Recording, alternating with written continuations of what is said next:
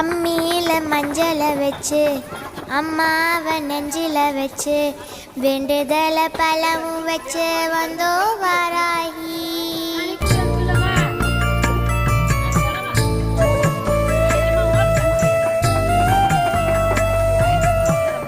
அம்மியில மஞ்சளை வச்சு அம்மாவை நெஞ்சில வச்சு வேண்டுதல பழமும் வச்சு வந்தோ வாராகி.